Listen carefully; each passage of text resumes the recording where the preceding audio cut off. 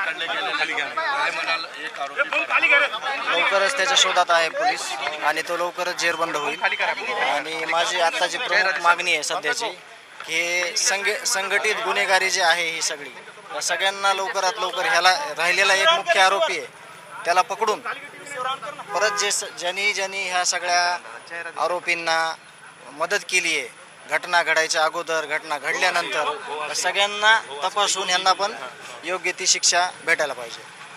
दोन आरोपी पकडले, काही समाधान वाटते मनाला? मी सकाळी सांगितलं होतं, सकाळी ज्यावेळेस मी घरून निघलो की योग्य तपास चालू आहे आणि लवकरच जे गुन्हेगार आहेत ते जेरबंद होतील. आणि तसंच झालं. आम्ही अर्ध्या वाटत होतो, आम्हाला माहिती समजली की 2 आरोपी, मुख्य आरोपी ताब्यात घेतलेत आणि ते राहिलेलं एक आहे तो पण नक्कीच लवकरात लवकर ताब्यात येईल.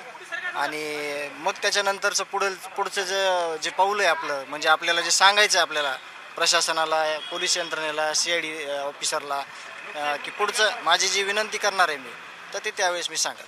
गुलशन घुले हा खंडणीपासून अपहरण आणि हत्या या तिन्ही गुन्ह्यांमध्ये आहे. तो प्रमुख आरोपी वाटतो का आणखी कुणी दुसरा? ह्याच्यात आता तो जो एक आरोपी राहिला आहे तो ज्यावेळेस ताब्यात येईल त्यावेळेस मग ह्या सर्वांची कसून चौकशी करण्यात येईल. आणि जे हे खंडणी असेल किंवा हत्या असेल, ह्याच्यात एकतर गोष्ट आपल्याला स्पष्ट झाली की ही संघटित गुन्हेगारी, जरी हे 6-7 लोक मुख्य आरोपी असले तरी ह्याच्या मागे हे खूप मोठं म्हणण्यापेक्षा आता आपल्याला तपासातनं कळणार आहे. पण हे बऱ्याच लोकांची, ह्या लोकांना गुन्हेगारी जे करता येते, तर ह्या गुन्हेगारीमध्ये ह्यांची म्हणजे साथ भेटलेली, ह्यांना अभय भेटलेलं आहे त्यांचं, म्हणून त्यांनी ही इतकी क्रूर कृत्य केलेलं आहे. तर तो आरोपी जो आहे एक राहिलेला, तो ताब्यात आल्यानंतर पुढील चौकशी हे चांगल्या पद्धतीने करतील. आणखी एका आरोपीला 100% मागणी आहे. आणि मुख्यमंत्री साहेबांना सभागृहात अधिवेशनात सांगितलेलं आहे तसं की ह्या सगळ्यांवर मोका लावण्यात येईल आणि लावलाच पाहिजे. प्रमुख मागणी आहे ती सुद्धा. धनुभाऊ, आणखी एक आरोपी पकडला आहे, त्याचं नाव आणखी डिस्क्लोज नाही झालेलं आहे, ज्यांनी संतोष अण्णा कुठे गेले, कुठून आले याची माहिती आरोपींना देत होता आणि पळून जाण्यासुद्धा मदत केलेली आहे. आरोपी आणखी वाढतील याच्यात? हां, 100% वाढतील. आणि मी जे सुरुवातीला सांगितलेलं आहे ह्याच्यामध्ये कुठल्या जातीपातीचा विषय नाही, ह्याच्यात कुठल्या धर्माचा विषय नाही, ह्याच्यात कुठल्या विशिष्ट एखाद्या प्रजातीचा विषय नाही. ही एक विकृती आहे समाजातली आणि ते कोणीही असो, त्या विकृतीला सगळ्यांनी नष्ट केलं पाहिजे ह्यांनी. आणि एक धडा शिकवला पाहिजे आणि समाजात एक असा मेसेज गेला पाहिजे की कुणालाही चूक केल्यावर माफी भेटत नाही ह्या महाराष्ट्रामध्ये, असं एक उदाहरण झालं पाहिजे. आणि माझी पण तीच मागणी आहे. वाल्मिकी अण्णांची माहिती ज्याला होती तो तुमच्या गावचा, तुम्ही ओळखता का त्याला? की ज्यांनी गावातल्या प्रत्येक माणसाला आम्ही ओळखतो, पण त्याच्यातल्या ज्या कोणी विकृती असतील, तो कुणी असू द्या, त्याला सजा व्हायला पाहिजे. हे सगळे मुख्यमंत्र्यांपासून ते सर्वसामान्य जनता तेच बोलती, कुणी असलं तरी त्यांना शिक्षा द्या. मग ते कुणी असू द्या, त्यांना शिक्षा झाली पाहिजे. पण 7च्या पैकी आता आरोपी आणखी वाढतील तसं? 100% वाढणार. ह्या 7 जणांची कारकीर्द नाहीच आणि पुण्यातून सगळे सापडायलेत म्हणजे हे एकाच जागेवर आहेत. मग ह्यांना तिथं कोणी आश्रय दिला, ह्यांना तिथं कोणी ठेवलं, हे स्पष्टच होणार आहे ना.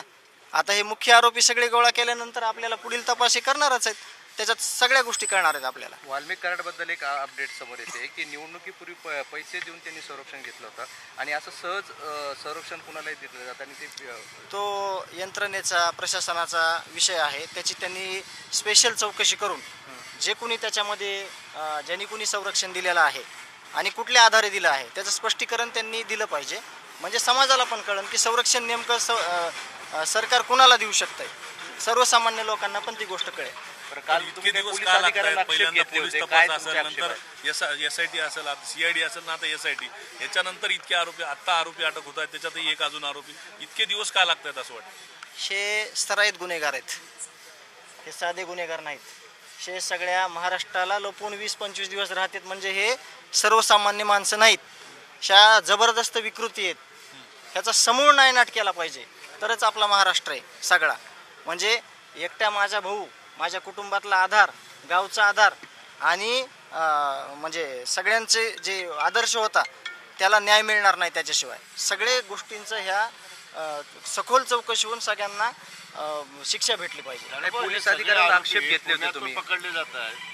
मी पोलीस अधिकाऱ्यांवर आक्षेप घेतला होता असं तुम्ही म्हणताय, पण मी सांगतो तुम्हाला की कुठल्या पण डिपार्टमेंटच्या ऑफिसमध्ये गेलो आपण की आपली तिथं काय पद्धत पाहिजे, की आपण रिसेप्शनला कोण आहे, आपण कशासाठी आलो. मी माझ्या भावाची एवढी मोठी हत्या झाली तरी मी त्या पद्धतीनं मध्ये गेलो. अगोदर मॅडमला फोन लावून मध्ये विचारलं त्यांनी की तुम्हाला कुणाकडे जायचं आहे. मी सांगितलं CIDच्या ऑफिसकडे जायचं. त्यांनी फोन लावला. कन्फर्मेशन झाल्यावर मी तिथं गेलो. आणि जर एखादा व्यक्ती येत असेल तिथं आणि डायरेक्ट मी CIDकडे आलो आहे म्हणून घुसत असेल तर त्यावर माझा आक्षेप होता आणि मग तिथं मी लेखी स्वरूपात दिलेला होता. धनुभाऊ, सगळे आरोपी हे पुण्यातच आहेत आणि इतक्या दिवस अख्ख्या देशभर CID असेल SIT फिरते.